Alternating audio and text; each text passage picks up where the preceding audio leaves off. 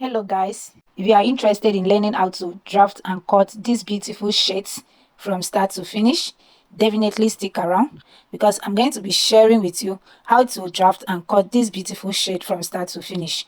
If you are new here, consider subscribing, and if you are my returning subscriber, please do well to share this video and drop a comment for me. If there is any requested tutorial, I would love to hear from you guys. So without further ado, let's get into the video. My paper is on fold like this. I'm cutting it on fold. The bust is 50, the waist is 44, and the hip is 52. So I'm going to divide all of them by 4. Okay, I will start by dividing the largest part of the body, which is the hip, 42. Divide by 4 is 13 inches. Okay, I'm going to add 3 inches extra. That will be 16. So for the to determine the wideness of it is 16.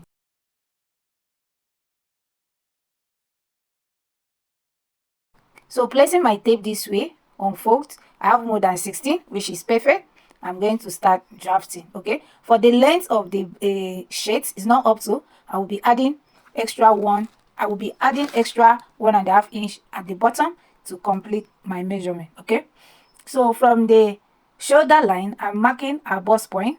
I'm also marking the waist point, and the remaining part is going to be the hip point. Okay.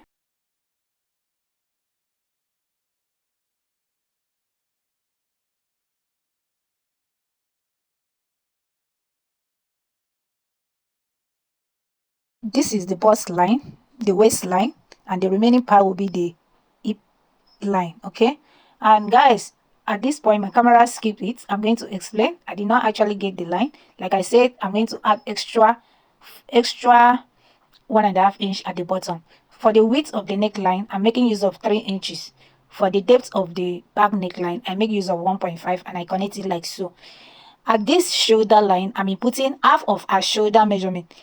Because it's a shade and it's supposed not to be fitted, I add 1 inch for east and also half inch for joining my shoulder and the sleeve together. Okay, whatever I have at the shoulder line, I'm also inputting it at the chest line. For the chest line, to get the chest line, place your tape at the bust line and go up with 2 inch, and that is the chest line. Okay, that is exactly what I did. Okay, after doing that, I connect it like so on a straight line.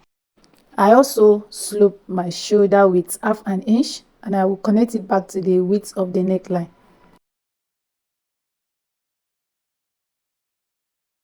At the chest line, I'm inputting quarter of the bust measurement plus 2 inches for east, plus 2 inch for east, and a 2 inch for stitching allowance.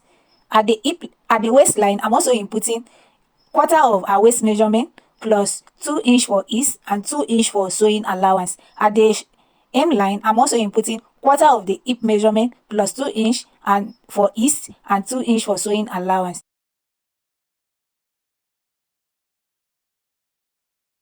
I connect it like so. Please make sure you curve it out like this in order not to have a sharp V, or make sure that it's not too sharp on this waist area. Okay.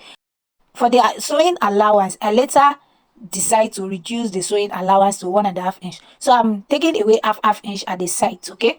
After taking half inch like this, I'm connecting it like this. I'm canceling this face line. Okay. That one is not included. At this chest line, I'm placing my pattern master this way to get a very nice curve at this chest line. Okay. It's important. You can use a free hand, but I've chosen to use a pattern master.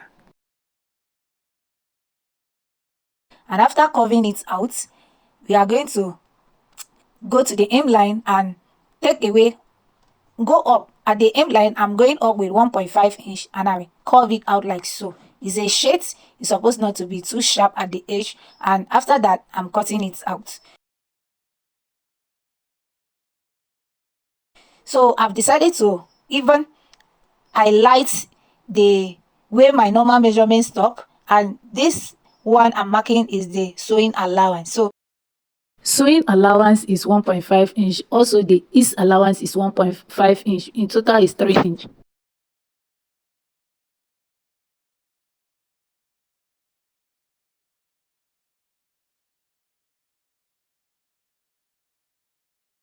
Now, moving on to the front piece of it, I'm placing the back on top of the front. Make sure that on top of your paper, you come down with 5 inch. At the sides, you also go in with 3 inch. And I'm placing my back piece to trace out the front, okay, like this.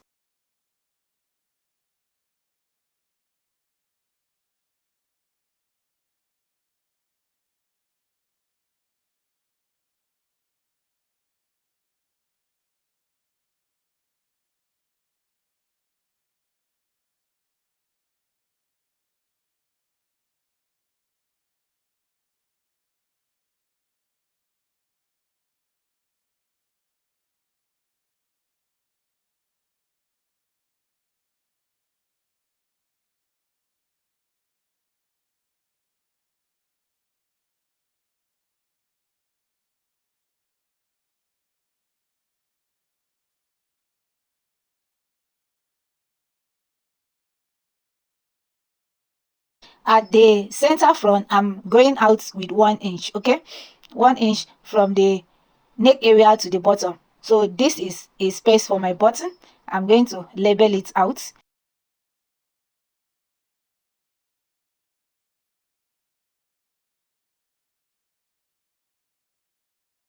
I also go ahead to label the chest line, the back, the bust point, the waistline, and this neckline is for the back, okay. At the chest line, I will go up with 1 inch. For the front, the depth neckline for the front, I'm using 3.5 inches, okay. For the front, the neckline for the front, I'm using 3.5 inches. And for the tip, at the chest line, I go up with 1 inch, okay. At the chest line, you can see that I go up with 1 inch and I connect it back to the tip of the width of the neckline, okay. And because this, I also label it is a front, this F represent the front, I also go ahead and go out with 1 inch and I curve it out like this back to the 1 inch that I come up with, okay. At the chest line, I come up with 1 inch, so I connect this neckline back to that 1 inch point. I also, at the shoulder area, I extend the shoulder area like a bit like so, upward. To get the collar for the back, I'm actually bringing my back piece like so. I'm measuring the back neckline.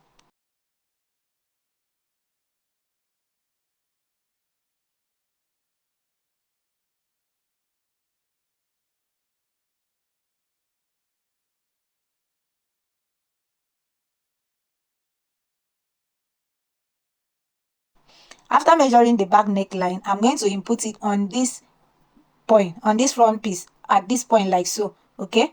And I mark it exactly where it is. At this slant line, I go out with 1/2 inch. You can go out with 3/4 a 0.2 inch. This will help the collar to relax flat. From the 1/2 inch point, I'm placing my tape on that 1/2 inch to mark the wideness of the collar, which is 3 inch, and I connect it like so on a straight line.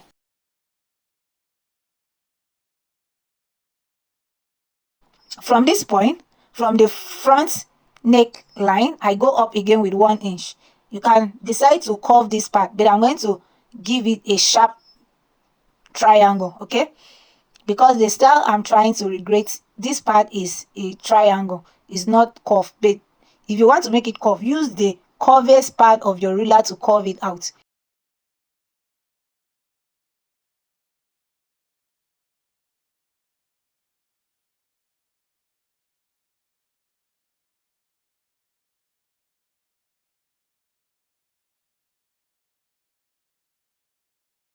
So guys, this line I cancel is not included in our measurement. So this is how I'm going to be cutting it out.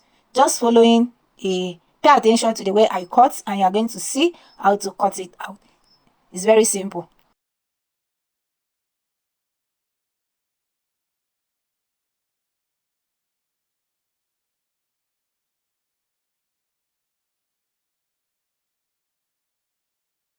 So after cutting it out, this is the collar. I'm going to put it aside and I will go ahead to cut my front piece.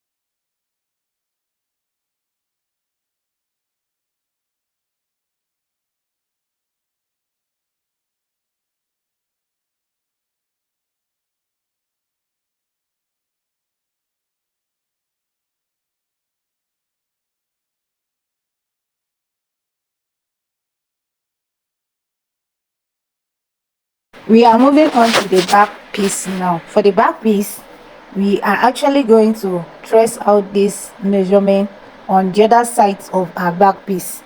So in order to get this same measurement on the other side of my back piece, I've decided to pin those some point, and following the direction of my pin, I'm going to flip it and mark out where the pin is.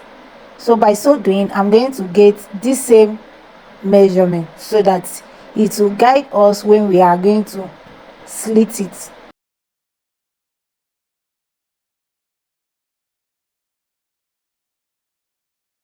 Because it's going to guide us on the center back slit. Okay,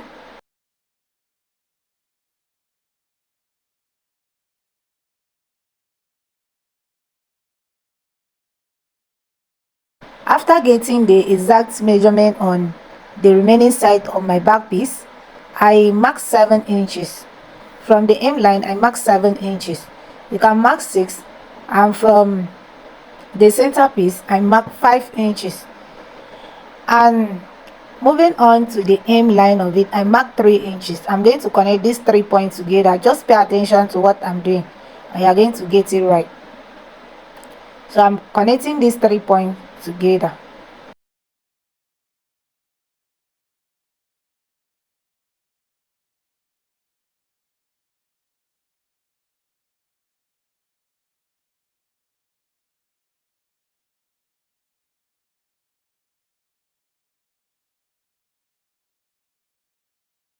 After connecting these 3 points together, I will be cutting it out.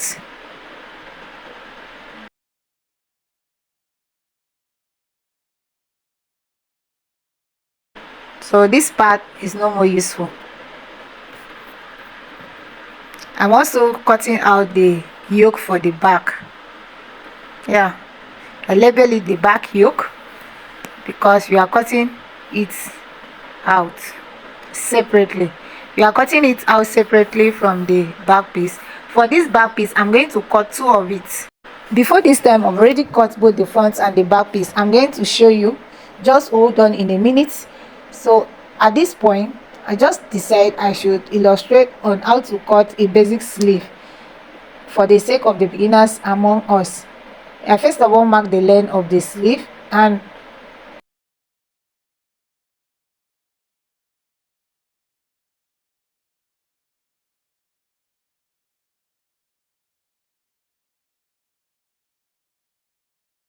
at the top of the sleeve, I come down with 4 inch and I slant it like this. I'm actually using a freehand method.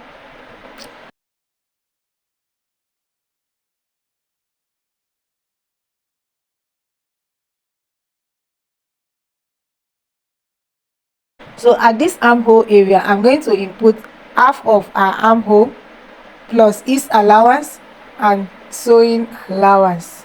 Okay, I decide to reduce my sewing allowance.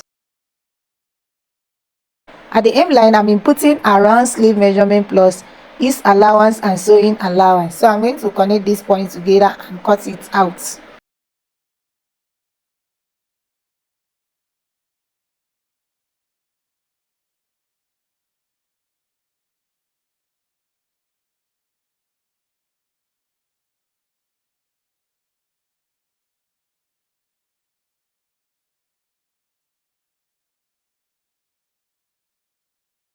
After cutting one of my sleeve, the remaining piece was not enough for the second sleeve. For the second sleeve, is going to have joining at the center.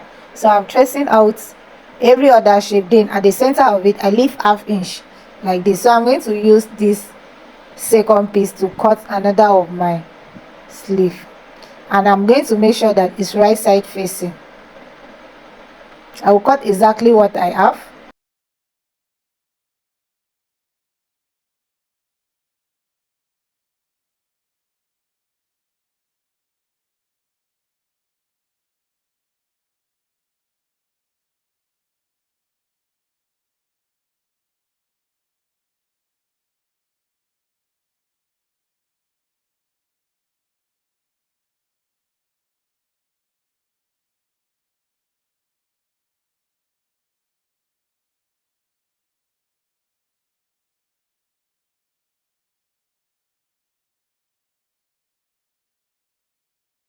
So guys, after overlapping it as if I've stitched it down, you can see that it's aligned with the face sleeve. It's the same. I overlap it with half an inch, okay, and that is it for now. And we are moving on to the facing for the front. So I'm going to, you can see how I join my piece together. I'm actually running shortage of material. I have to manage what I have, so I'm placing my paper this way to cut out one side of my front piece. Okay, I'm going to trace out the neck area, the shoulder line, and the center front. Okay,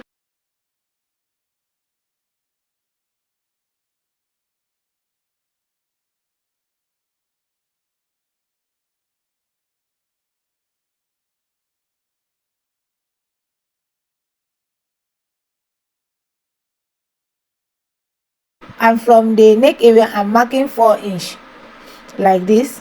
I'm going to mark it to this point.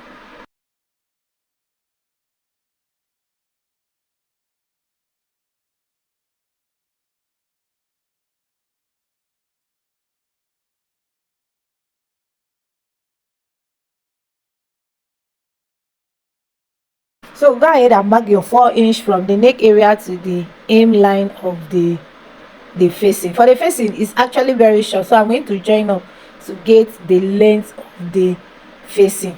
After joining up, guys, see what we have. I'm going to be working with what I have. Okay, so I actually position one of my front piece to make sure that it's enough, so I'm going to be cutting it out the same length. Okay, after getting one side of my facing, I'm going to be using this facing as a pattern to get the second facing. Mind you, the front piece is going to be 2-piece, okay, while the back as well is 2-piece.